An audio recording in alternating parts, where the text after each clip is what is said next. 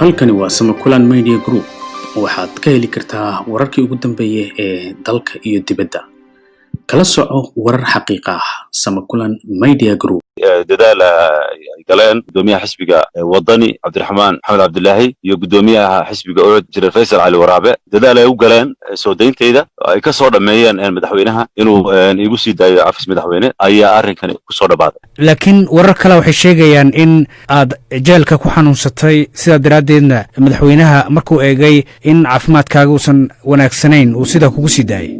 xanuun waa jiray imika muu ahayn muddo ka soo wareegtay imika hadda xaaladeedu waxa weeye way soo ladnaanaysay ama way fiicnaatay alxamdulillah maalin kadib soo fiicnaanaysay laakiin ma ogi xaaladda yani xanuunka in ay u sababaysay xukuumaddu ma ogi anigu tahay ilaa imika ma ogi wax shuruuda oo lagu xiray soo deyntaada ma jirta wax shuruudo aan anigu shakhsiyan u saxeexay ma jiraan ma ogi haddaadan wax saxiixin laakiin wax hadala oo idin dhex maray mas'uuliyiinta oo lagu yiri maalan waxaan oo kala sameeyay waxyaabaha qaar ah ku dhaqaaqin iyo aniga muxuu ahaa shakhsiyan layguma oran cid kale lagu yiri muxuu ayaga ka jawaabi doona laakiin wax gaar oo aniga inta la yimi oo ay xukuumaddu igu tiri waxa sameeyay ama waxa sameeyay ma jirto bal nooga waran marka noloshaadii jeelka intaad ku jirtay muddada sanadka iyo bisha sida ay ahayd niyow noloshayda jeelka wax badan baan anigu ka soo faa'iidaystay waxna aan soo baray waxna waan soo bartay macallin ayaan ka ahaa jeelka gudihiisa anigoo maxbuusa arday ayaan waxa aan barayay af carabiga muddoodii aan ku jiray waxaan ku soo arkay maxaabiis aniga tayda ilo siiyay oo runtii muxuu ahaa aan dareemay inaanay dhibibay ahayn wax marka intaad xabsiga ku jirtay jirdil ah oo lagu geystay ma jiraan abadan ma jiraan wax jirdil ah oo dushayda taabtay ma jiraan yani waa ilaahay baan u mahadnaqayaa askartii ilaalada ka ahayd xabsigii aad ku jirtay sidee kula dhaqmi jireen niyow si ixtiraam ku jiro ayay ila dhaqmi jireen way qadarin jireen ixtiraam mutabaadala waxay ay qaban karaan way qabanayeen laakiin waxa weeye dee maxbuus waxa weeye xorriyadda aanay siin kareen yani fursadna waxay siiyeen inaan muxuu ahaa dee si fiican ugu dhigo meeshii oo waxaan ugu baahdo qaabka jawiga waxbarashadana way fududayn jireen cabdimaaligow horaa lagu xiray 2017 cafis baa lagugu sii daayey haatan waatan cafiska madaxweynaha lagugu sii daayey sababihii lagugu xiri jiray miyaad sii wadaysaa mise wax baa iska kaa bedelay sababaha laygu xiri jiray ayaa muxuu u baahan in la xuso laakiin anigu intaan ka hadli jiray wanaag baan u arkayay halka hagaagu ku jiro halka toosintu ku jirto oo waxay iga ahayd muwaadin muxuu aragtidiisa bixinaya anigu xabsigii aan la kulmay aniga laftaydu iyo muxuu wixii dhacay oo dhan waxa weeye maanta anigu xagga damaan dhigay oo dhinac kastaba waxa weeye waxaan u soo jeediyey aynu hore eegno oo aynu bog cusub aynu furno taa macnaheedu ma waxa weeyaan in wixii hore aad ka baxaysid oo aad joojin doontid anigu wanaag baan sameynayay wanaagii aan waday muxuu dee kama bixin arrimihii wanaagsanaana halkii baan ayaan ka wadayaa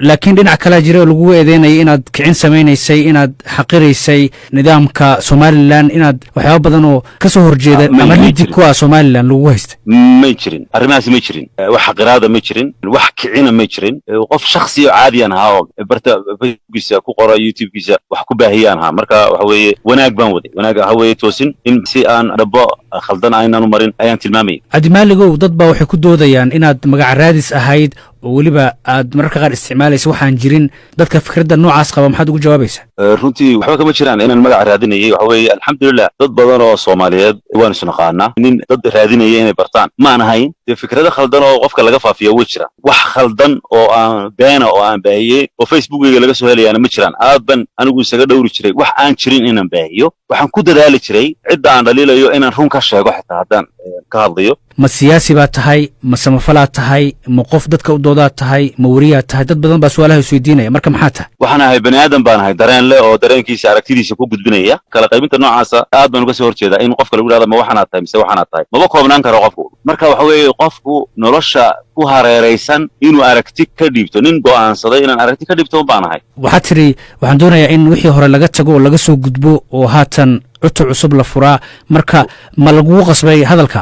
may laguma qasbin laba wadaan haystay in xanaf iyo nacayb iyo argoosi aan ku hadlo iyo inaan haadiyo gacanta wanaagsan marka waxaan go'aansaday inaan taa wanaagsan aan furo marka ma wax lagu qasbay waa go'aan aan qaatay anigu haatan xorriyadaadii baad dib u heshay maxaa ku qorshaysan inaad samaysid runtii shaqada ugu weyn ee ugu muhiimsan aan doonayo inaan qabto waa barnaamijka kaalme kuwan samafalka inaan halkii ka sii wado oo aan ballaariyo ayaa ii qorshaysan